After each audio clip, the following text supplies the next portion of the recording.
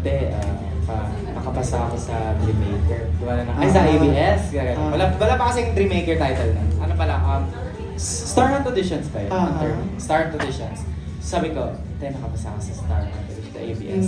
Sabi ng ate ko, ha? Ano? Wala siya. Kasi sa pamilya namin, normal lang yung ganong reaction. Yung ganong kalaking reaction. Ha? Ano? Hindi, ganun. Normal lang. So, sabi natin. Parang yung pagdududa? Parang sinabi na, parang na ano yung ating sabi, ay, ikaw makakapal. Chayene? Sabi natin, totoo ba? Sabi ko, nag-text yung ABS sa akin na nakapasa daw ako. Tapos sabi niya, paano yan? Yung gano'n. Sabi ko, Yung flight mo. Yung flight mo, ano? Sabi natin, sabi ko, tatawag naman mamaya. Sige, mag-usap tayo after tumawag. So tumawag na yung contestant coordinator namin. So tanong ako, may ano po ba accommodation? Kasi galing ako Cebu. Yeah. Wala akong relatives dito sa Manila eh. Na parang close na relatives na lang. So sabi ko, ang tinanong ko, may accommodation ba? Libre ba yung flight?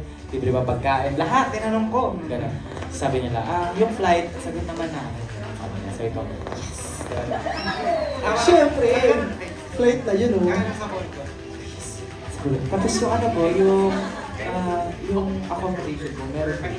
Sabi ko, meron naman, may provide naman kaming hotel sa inyo. Sabi ko, yung pagkain po, yun lang, hindi namin sagot yung pagkain. Sabi ko, sige po, sige pa, text lang po ako if like, tutuloy po ako and listen na. So, lumabas na ulit ako sabi ko. Kaya sagot daw nila yung pagkasabi ko talaga, kasi kinakabahan ako, kasi yung papa ko parang nagluluto na patay mali siya. Pero nakikinig yan.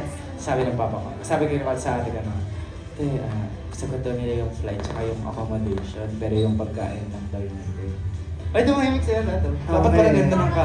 Bilang kababa yung boss, sabi niya, sige, go muna yan, go na yung ate ko. Tapos, sinabi niya, ganito daw. Sabi ng papa ko, ano, may, tinanong niya ulit yung tinanong ng ate ko, may ano ba, yung fly niya, gano'n naman daw, sige, yan. So natuwa ako, sabi ko, yes, makapunta na ako ng Manila. Gano'n, like, alam nyo, like, lumabas lang yung papa ko sandali, pagkabalik niyo, yung mga pinsan ko pumunta na sa bahay namin. Sabi ko, totoo ba, pupunta ka ng Manila sa ABS-CBN, gumagana. Big deal kasi sa Cebu, kasi unlike here, like, mapupuntahan mo lang yung ABS sa QC, yung GMA. Yeah. Sa amin, pag sinabing ABS, GMA, TV5, artista talaga. Like, parang yun eh. Parang pag sinabing pupunta ka Manila para mag-ABS, parang, mag-artista na siya. Ibang banda na yung Yes, parang gano'n. Big opportunity talaga. Ganun. So, mga pinsan ko, totoo, pupunta ka ng, nakapasa ka sa ABS-CBN. Gawa na lang ako. Kasi nahiya ako at the same time, gusto ko yung magyabang. Nahiya, gusto ko yung magyabang. Sabi ko, totoo naman.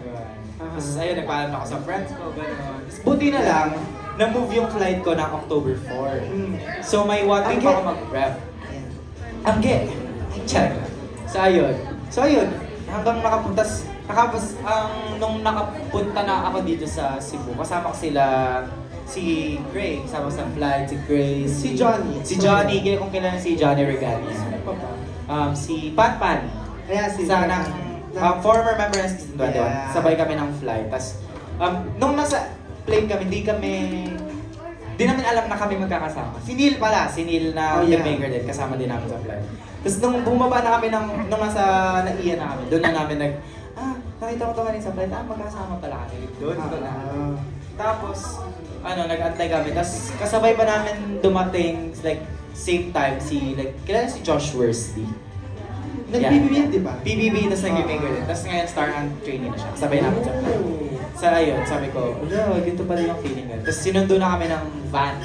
Akala ko kikidapin na kami. Nakagano lang sa so sabi niya, ako po pala si from ABS-CBN. Ito po yung service niyo doon.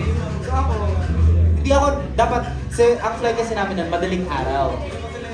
So ang ginawa ko, hindi ako natulog sa biyahe kasi pinapamiliarize ko yung lugar. Sabi ko, ito pala yung Manila, mausok. Tapos nung dumaan yung MRT, pinicture na, ito pala yung MRT. Parang na-excite ka kasi like, hindi naman sa wala kasing train sa Cebu.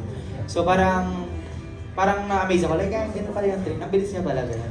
Tapos dumaan kami sa GMA, gano'n. Doon ko na-realize, ang lapit lang pala ng GMA tsaka ng ABS-CBN. So ayun, sabi ko, GMA, tapos maya-maya, dumating na kami sa ABS, sabi ko, lapit lang pala, gano'n. So ayun ang nangyari. Like, on my journey, going here, and yes. So ayun, yes, dapat gano'n. Yes. Yan.